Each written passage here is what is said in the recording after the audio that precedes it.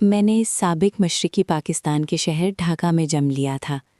اس دنیا میں آنکھ کھولی تو پالنے میں نہیں بلکہ بدقسمتی نے اپنا منحوس سایہ مجھ پر ڈال دیا۔ میری پیدائش کے ایک روز بعد والدہ چل بسی۔ میں وہ کم نصیب تھی جسے سگی ماں ایک گھڑی کو بھی اپنی گود میں نہ لے سکی۔ میری پیدائش آپریشن کے ذریعے ہوئی اور آپریشن میں کچھ ایسی پیچیدگی ہو گئی کہ اس نے ماں کی جان لے لی۔ ابا بیچارے مجھے کیوں کر پالتے؟ انہوں نے مجھے ایک واقفکار کے حوالے کر دیا جن کی بیوی 5 تھیں اور انہیں اولاد کی بڑی چاہ تھی۔ اللہ نے ان کی سن لی، میری صورت میں ان کی مراد انہیں مل گئی۔ میری پرورش بہت اچھے طریقے سے ہونے لگی، مگر یہ چاہ زیادہ دن برقرار نہ رہ سکی۔ شاید میں ازلی کم نصیب تھی کہ مجھے پالنے والوں پر اچانک برے دن آ گئے۔ منصور صاحب اور ان کی بیگم جنہوں نے مجھے گود لیا تھا، غربت کی لپیٹ میں آ گئے۔ ان دنوں مشرقی پاکستان میں حالات خراب ہو گئے۔ منصور صاحب کو کاروبار میں نقصان ہو گیا، وہ دیوالیہ ہو گئے۔ ان کی فیکٹری ڈھاکہ میں تھی۔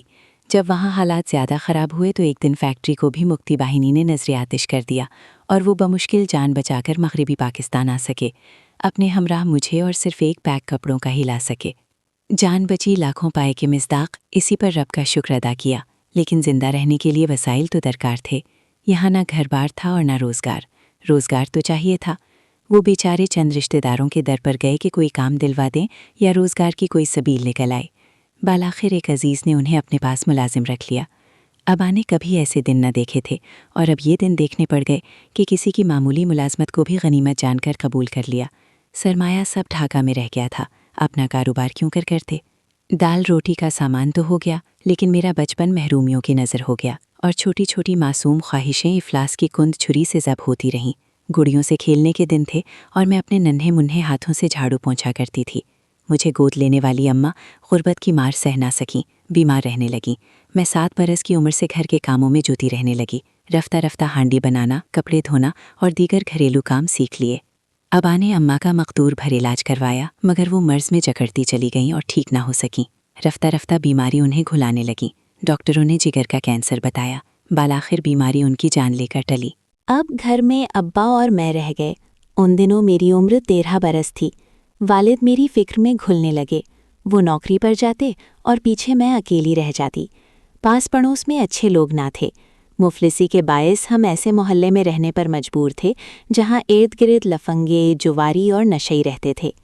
والد نے کسی بہتر علاقے میں مکان تلاش کرنے کی کوشش کی، مگر ان مکانوں کے کرائے بھی ان کے دسترس سے باہر تھے۔ ان بیچارے ابا کے لیے جنہوں نے مجھے گود لیا تھا، یہ ایسے دن تھے جیسے کسی صحرائی مسافر کے راستے میں ببول کی کانٹے ہوں۔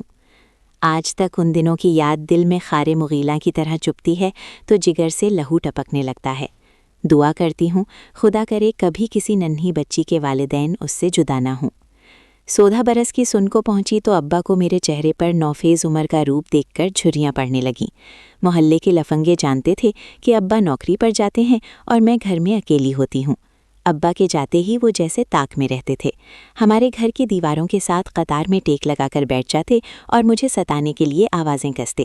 قیامت ہے، بلا ہے۔ میں ڈر جاتی اور صحن سے کمرے میں جا کر اندر سے کنڈی لگا کر بیٹھ جاتی کہ کہیں یہ دیوار پھلانگ کر اندر نہ آ جائیں۔ ابا آتے تو میں انہیں بتاتی، وہ بھی سر پکڑ کر بیٹھ جاتے۔ گھر میں باقاعدہ باورچی خانہ نہیں تھا۔ کمرے کی دیوار کے ساتھ مٹی کا چولہا بنا ہوا تھا اور میں لکڑیوں پر صحن میں کھانا بناتی تھی۔ ابا پوچھتے، آج کھانا نہیں بنایا؟ میں بتاتی کہ اس وجہ سے نہیں بنایا، محلے کے لڑکے دیوار کے پاس آوازیں کستے ہیں، اس لیے مجھے صحن میں بیٹھنے سے ڈر لگتا ہے۔ وہ سر پکڑ کر بیٹھ جاتے اور کہتے، ارے یہ بلا ہے تو کس کے سر منڈھوں؟ بیٹی تو رحمت ہوتی ہے، کیا کروں؟ کیسے اس رحمت کی حفاظت کروں؟ وہ اب دن رات میرے ہاتھ پیلے کرنے کو بے چین رہنے لگے۔ بدقسمتی سے انہی دنوں ان کی نوکری بھی چلی گئی تو کھانے کے لالے پڑ گئے۔ اوپر سے مالک مکان نے کرائے کے لیے تنگ کرنا شروع کر دیا۔ میرے اصل والد تو ڈھاکہ میں رہ گئے تھے، ان کا کچھ اتا پتہ نہ تھا۔ ابا نے کئی بار رابطے کی کوشش کی مگر ناکام رہے۔ خدا جانے ہنگاموں کے ریلے میں کہاں بہہ گئے یا کسی ہنگامے کی نظر ہو گئے۔ ایک روز جب مالک مکان نے کرایہ نہ دینے پر سامان باہر پھینکنے کی دھمکی دی تو ابا رو پڑے۔ تب اس کو رحم آ گیا اور کہنے لگا، آخر کب تک مہلت دوں؟ 3 ماہ تو ہو چکے ہیں۔ ابا نے کہا، جب تک مجھے نوکری نہیں مل جاتی، خدا جانے کب ملے۔ تم کوئی حل سوچو، مجھے اپنی بچی کی فکر کھائی جاتی ہے۔ इसके हाथ पीले कर दूं तो मैं अकेला किसी दुकान के थड़े पर भी सो जाऊंगा, फुटपाथ पर पड़ा रहूंगा। जवान बच्ची का साथ है, क्या करूं? कई वाकिफकारों से बच्ची के रिश्ते का कहा है, लेकिन मेरी गुर्बत देखकर कोई रिश्ता करने की हिम्मत नहीं करता। मालिक मकान बोला, तुम रो मत, मर्द रोते अच्छे नहीं रखते। दुआ करो, मैं भी कोशिश करता हूँ, अल्लाह ने चाहा तो कोई अच्छा रिश्ता मिल जाएगा। मालिक मकान ने अपने एक रिश्तेदार, जिसका नाम रफ़ी था, उससे जिक्र किया। उसने कहा कि मैं अपने साले से रिश्ता कर देता हूँ, लेकिन मेरी बीवी अपने भाई की शादी बहुत देखभाल कर करना चाहती है। अगर ये मुमकिन हो कि वो बच्ची कुछ दिन हमारे घर आकर रहे और मेरी बीवी की खिदमत गुजारी कर ले, तो मुमकिन है उसके दिल में इस लड़की के लिए जगह बन जाए। तब वो अपने भाई से उसकी शादी पर आमादा हो जाएगी। वालिद ने मालिक मकान की बात का भरोसा कर लिया, मुझसे तज़किरा किया और मैं अब्बा के समझाने पर रफ़ी साहब के घर रहने चली गई। वालिद ने मकान खाली कर दिया और इमाम मस्जिद से इजाज़त लेकर मस्जिद के हुजरे में सोने लगे। इमाम साहब ने उनके ज़िम्मे मस्जिद की सफाई का काम सौंप दिया। इस तरह उन्हें अल्लाह के घर में रिहाइश के साथ रोटी भी मैसर आ गई। वो रोज़ आकर मुझसे मिल जाते थे। मैं भी रफ़ी साहब के घर खुश रहने लगी। उनकी बीवी अच्छी खातून थी, मेरा ख्याल रखती, मोहब्बत से पेश आती और मैं उनके घर का सब काम करती। मैंने उनका घर संभाल लिया। इस खातून का नाम ज़ुबैदा था। खाला ज़ुबैदा मुझ पर इस कदर मेहरबान हुई कि बालाखिर उन्होंने अपने भाई को मुझसे शादी करने पर रजामंद कर लिया। खाला के भाई का नाम कनान था। कनान मैट्रिक पास था, उसका जूतों का कारोबार था, दुकान खूब चलती थी और वो खुशहाल आदमी था। उम्र में बेशक मुझसे 7 बरस बड़ा था, ताहम खुश शक्ल, मुहज़्ज़िब और नर्मखू था। जब मैंने उसे देखा तो वो मुझे अच्छा लगा। खाला ने शादी के बारे में पूछा तो मैं खुश हो गई। मेरी शादी की तारीख भी मुकर्रर हो गई। तभी अब्बा बीमार पड़ गए। उन्हें गुर्दों में पथरी का मसला हो गया था। डॉक्टर ने ऑपरेशन बताया, जिसके लिए काफ़ी रकम दरकार थी। रफ़ी साहब को इल्म हुआ तो कहने लगे कि ऑपरेशन पर जितना खर्च आएगा मैं अदा कर दूंगा। चुनाचे जो खर्च आया रफ़ी साहब ने उठाया। अब्बा चलने फिरने के काबिल हो गए। मेरी शादी कनान से हो गई और मैं ब्याह कर अपने शौहर के घर आ गई। शादी के बाद मैं बहुत खुश थी। इफ्लास का लंबा सफ़र तय करके अब एक खाते पीते घर में आ गई थी। अच्छी खुराक और अच्छे लिबास से मेरा रंग रूप निखरता चला गया और कनान मुझ पर जान से फिदा रहने लगा। वो मुझसे खुश था। शराफत मेरी घुट्टी में पड़ी थी। मैं खिदमत गुजार और साबिर थी। कनात तो बचपन की महरूमियों ने खुद ब खुद सिखा दी थी। कभी किसी गैर की तरफ नज़र न उठाई थी और ना किसी गैर के हाथ ने मुझे छुआ था। इसीलिए शर्मो हया मेरी ज़ात में रची बसी थी। जब कनान ने मेरा घूंघट उठाकर मेरे सुनहरे रूप पर नज़र डाली तो मैं गुलो गुलनार हो गई। मेरी मासूमियत और बेसाख्तगी ने पहले ही रोज़ उसका दिल मोह लिया था। रफ़ी साहब को सब हाजी साहब कहते थे। पहले उनकी बीवी ने मुझे बेटी बनाया और फिर भाभी बना लिया।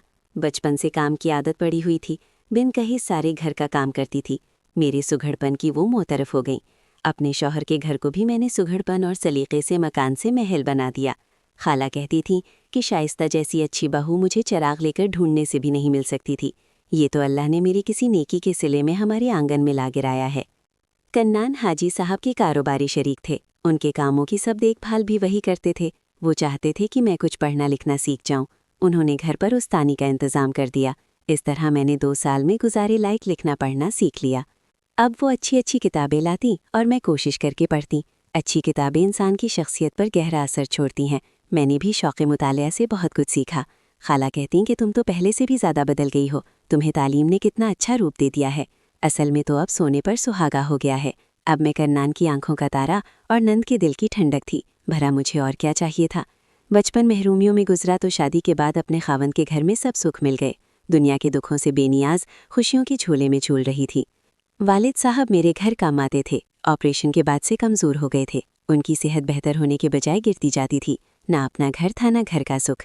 बेघरी के साथ वो मेहनत के मुकाबिल भी ना रहे थे। बावजूद कन्नान के इसरार के उन्होंने दामाद के घर बसेरा करना गवारा ना किया। सर्दियों के दिन थे। एक रोज़ ठंडे पानी से नहाए तो बुखार हो गया। पता चला कि नमूनिया हो गया है। बस 2-4 रोज़ में चल बसे। मुझे वालिद के दुनिया से चले जाने का गहरा सदमा हुआ। मैंने कभी सोचा न था कि वो मेरे सगे बाप नहीं हैं और ना ही उन्होंने मुझे कभी ये एहसास होने दिया कि मैं उनकी हकीकी औलाद नहीं हूँ। उनकी वफ़ात के बाद मैं बहुत दिनों तक दुखी रही। सच है कि खुशियाँ हमेशा नहीं रहती।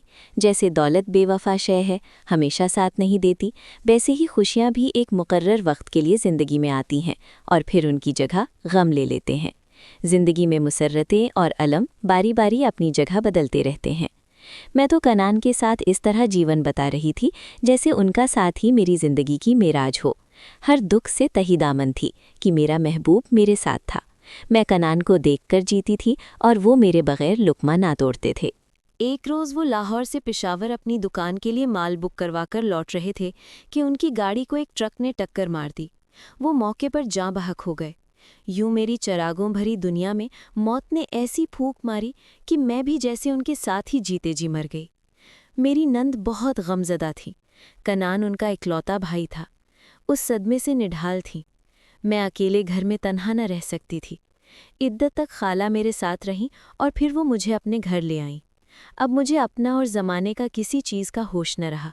7 برس زندہ تن اور مردہ روح کے ساتھ خالہ کے پاس رہتی رہی، مگر ایک لمحے کو بھی شوہر کا غم نہ بھلا سکی۔ شاید میں تقدیر ہی بری لے کر آئی تھی۔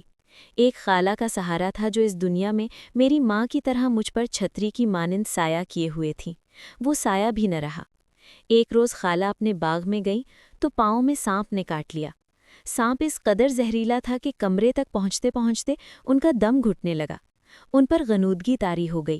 حاجی صاحب گھر پر نہ تھے۔ میں پڑوس میں دوڑی، لیکن میری بھاگ دوڑ بیکار گئی۔ وہاں بھی عورتیں ہی موجود تھیں۔ ان کے مرد کام پر نکلے ہوئے تھے۔ ادھر خالہ پر سکتہ طاری تھا۔ حاجی صاحب کے آنے سے پہلے ہی ان کی بیوی اس دنیا سے رخصت ہو گئی۔ خالہ کی وفات کے بعد تو مجھ پر بے بسی کے دروازے کھل گئے۔ آنسو امنڈ امنڈ کر آتے اور تنکا تنکا کر کے میرے حوصلے کی سکت کو بہا لے جاتے۔ کہتے ہیں آئی ملتی نہیں اور مانگے ملتی نہیں۔ خالہ کا جانا میری بدبختی کا در آنا تھا۔ اب حاجی صاحب کے گھر کے سوا میرا کوئی گھر نہ تھا اور نہ کوئی ٹھکانہ۔ میں تو 2 وقت کی روٹی کے لیے ان کی محتاج تھی، کلی طور پر حاجی رفیع کی محتاج، ایک طرح سے ان کے قبضے میں تھی۔ سمجھتی تھی کہ 60 برس کے ہیں، میرے والد کی جگہ ہیں، میرے بارے میں اچھا سوچیں گے، لیکن انہوں نے سوچا بھی تو کیا۔ ایک روز کہنے لگے کہ شائستہ، تم جوان ہو، عمر بھر یوں ہی میرے گھر میں میرے ساتھ نہیں رہ سکتی، بہتر ہے کہ مجھ سے نکاح کر لو۔ میں آپ کو اپنا بزرگ اور والد کی جگہ سمجھتی ہوں۔ میں نے تو یہ جانا تھا کہ بیٹی بن کر آپ کے گھر رہ رہی ہوں۔ اگر میں آپ پر بوجھ ہوں تو اجازت دیں میں کسی کے گھر کام کر کے اپنے پیٹ کا دوزخ بھر لوں، لیکن میں آپ سے شادی کا سوچ بھی نہیں سکتی۔ وہ کہنے لگے کہ تم پر میرا پہلا حق ہے، تم نہیں جانتی، میں تو روز اول سے تمہارے حسن کا شکار ہوں، یوں بھی تم میری ملکیت ہو۔ میں نے تمہارے باپ سے تمہیں خرید لیا تھا۔